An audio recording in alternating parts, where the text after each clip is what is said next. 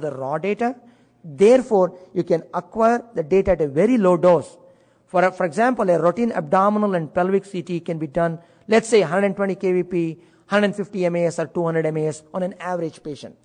With the iterative reconstruction, you can drop the MA to 50 MA and still get a reasonable image quality, thereby the reduction in almost 1/3 the dose.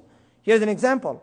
Can result in nearly 40 to 80% reduction in the radiation dose, and we are going to see more of these being rolled out by the manufacturers, the way they do these things.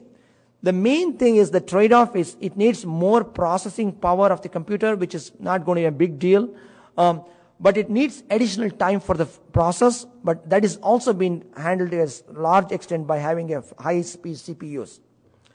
The main component in the regular back projection, you have the data, you have a filtered back projection method, you can reconstruct an image.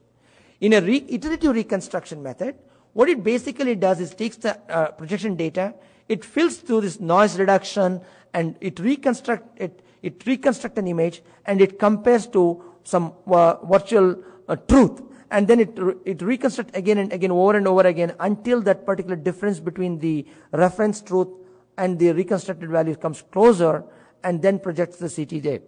By doing this, again, iterative reconstruction is a lot more complicated to explain in one slide, so I'm trying to show you an example of this particular example. Each manufacturers have bringing out this iterative reconstruction and calling with different buzzword. I'm not listing all the buzzword. They call it Acer method, Iris method, and all those different methods, but basically they're all nomenclature from different manufacturers, but the engine behind is the same thing. Just to show you an example here. Here is the standard reconstruction of the coronal of the chest, abdomen, and pelvic, from the abdomen to